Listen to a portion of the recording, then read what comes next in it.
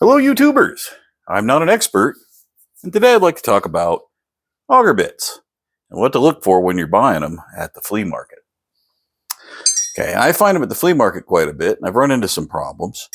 One of which is they're often bundled up in a package where you can't see all of them. So I thought I'd talk about things to look for. This one is in pretty terrible condition, but let's talk about the biggest problem. The shank's been cut off. Yeah, okay, I've seen this quite a bit. Somebody wanted to put this in their power drill. They cut the shank off because they didn't have a bit this size. Okay, so that's the first thing to look out for. A lot of times they're bundled up, and a couple of these will be cut off. No big deal, but you certainly don't want to buy a bunch of those because you need that proper square shank on there for it to work in your bit brace. Okay, so that's the first thing. Second thing to look for would be rust. There's a lot of rust on this one, but that can clean up. That's not bad. That's still usable. Okay, let's go to the next part. Improper sharpening. This is a really good example one. Okay, so if we look at, I'm trying to keep this in focus and the camera doesn't want to play with me. If we look at it, hold it like that, hold it like that. You've got a snail, right, which pulls through the wood. And you can see the snail on this one is in excellent condition. Looks terrific. Then you've got your main cutting edge right here. And you've got the spurs here. Now there are tons of people online who will tell you how to sharpen these. And let me get the right file. You want to. This is a file specifically built for sharpening these auger bits. It has cutting surface here, and a cutting surface here. Safe edges on the sides. The other side, safe on the big flats, and cutting edges on the narrow. Now, one thing about this, first, I just noticed the tip of it is pretty horrendous looking. You see it's almost got a little wiggle to it. That's quite the shape. The other end looks good. I don't know if you can see on the camera. Can you see? Get the light on it right there. You go. See the shiny spot? Okay, this is the cheapest auger bit file that Amazon had. I do not recommend it. I don't remember the brand, but that is where the teeth have worn off just from sharpening a few auger bits. This is not a good file. So it was about 13 bucks, I think, maybe 15. I think it was 13. There are some others, there are brand names and stuff. I'm not sure which one to recommend, but I don't recommend the cheapest one on Amazon. Not a good file. Hasn't held up. Both sides are pretty worn out at the tip. Of course, I can still use this for maybe one or two more bits. The thing is, these auger bits are not super hard steel, so it's kind of a bummer. All right, back to the basics of sharpening. So what you have here, of course, is the snail. Talked about the snail, and then the cutting edge here. And okay, let's call this the bottom of the cutting edge, and this the top, right? Because if we were drilling, it'd be like that. So you want to do all your sharpening on the top edge, and you want to try and keep this bottom edge angle the way it came from the factory, which is about, can you see on this one? This is a great example because somebody really did a number on it. See, there's two bevels. Okay, so you've got kind of the original bevel, and then up here, you've got a new bevel that somebody sharpened onto there. Well, if you flatten this out too much, it's not going to have enough relief and it won't cut at all. No, this side's really bad. What did they do to this thing? This one's going in the trash, I think. Maybe I'll save it just as a bad example. Okay, so when you're sharpening, you want to sharpen. Let me get this so you can see it. See if I can find a way to get this to focus. There you go. You want to sharpen on these. I'm going to go down here. Can you see that? You want to sharpen on this top edge as much as possible. Only hit the bottom edge if you need to take nicks out or something. Okay, because you kind of want to really protect that angle so that it keeps its relief. And then there's another problem I'll show you in a minute with that. Well, let's continue around. Then you need to sharpen the spurs. And you take your file, this is what's nice about it having safe edges, is it won't hurt this edge while I'm cutting the spur. And you do the spurs from the inside. And you just file them flat, and that edge will become sharp. You don't want to do anything on the outside because you'll change the diameter of the bit.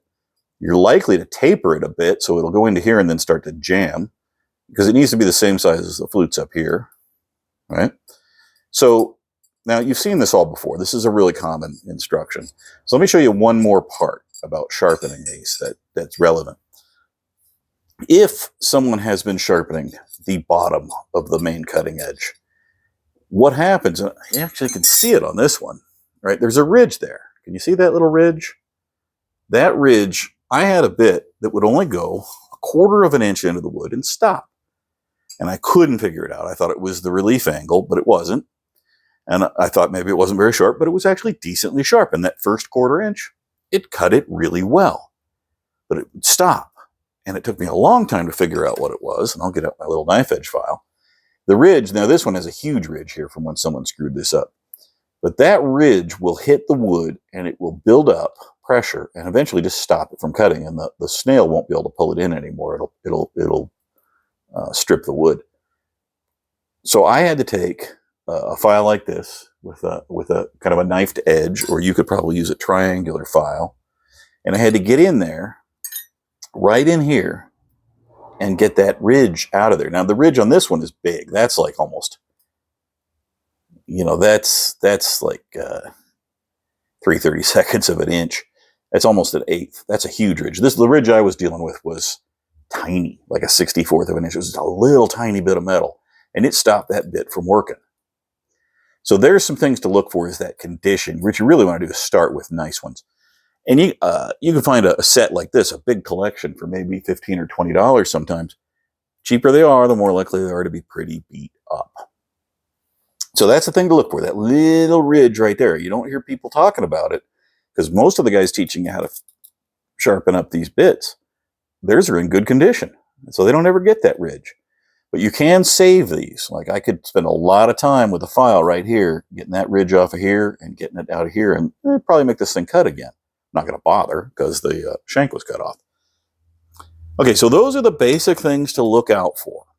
Now, the other one, of course, is the completeness of the set. And I've never gotten I take that back. One time I got a really good set that was complete. You can see here, this is random, and there's all kinds of random sizes. But since we're talking about bits, let's talk about the two kinds.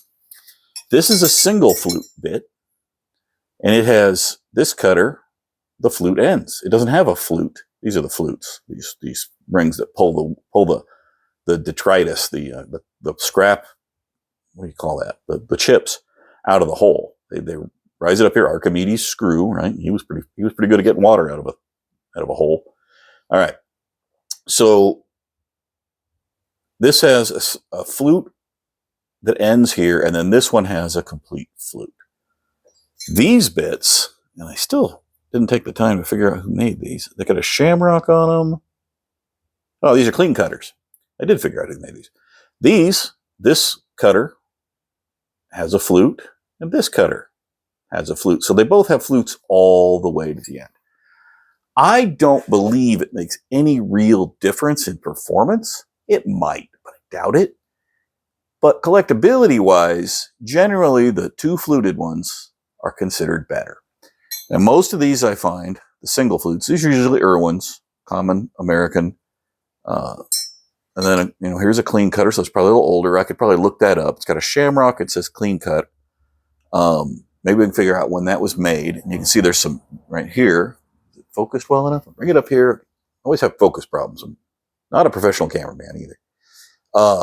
There you can see some corrosion there. It's got some pitting. That won't hurt it. As long as it's good down here where the cutting's happening. There's some more corrosion right there. Again, not really going to hurt it. It'll still cut good. This one has the cutting edges. There it is. Cutting edge. The surfaces here are in good condition. They just need to be sharpened. I would, like I said, lightly touch that up, maybe with a stone or I don't have a diamond file that small. Maybe just some sandpaper. Clean that rust off.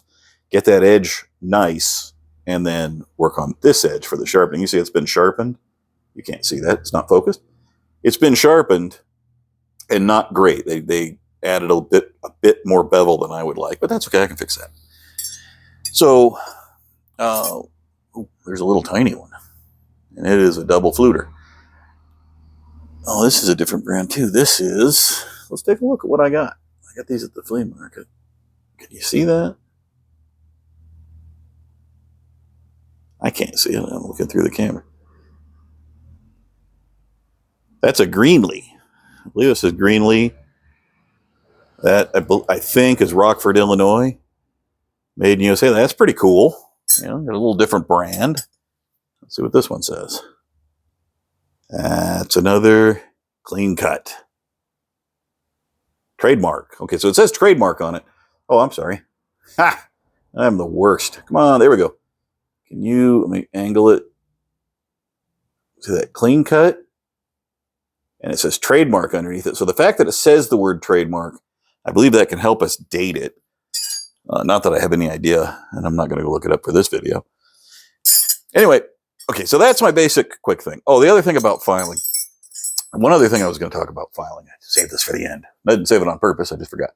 So these files are great. And if you have a big set to do, I would recommend getting the proper file because of those safe edges. See, I can come in here and work, and I'm not going to, you know, I'm working on this edge, but I'm not going to hit that spur. I'm not going to hurt this or over here. It doesn't matter. But you could, if you needed to, and just need to touch one up, any old file, as long as you can get it in there, right? That's a little tough, a little harder, but it's doable, right? And I could do that, but you've got non-safe edges, so you have to be much more careful, and it's going to slow you down a little bit. But you don't have to have these files. These just make the job a little easier. Any old file that fits, that you can get in there, should work. All right, well, that's it. That's what I've learned. So sharing that with you. There's plenty more information. I don't know a whole lot. And then the history and stuff is a lot of fun. So if you're looking to drill big holes, I recommend a bit brace. It's a lot of fun. We'll catch you later.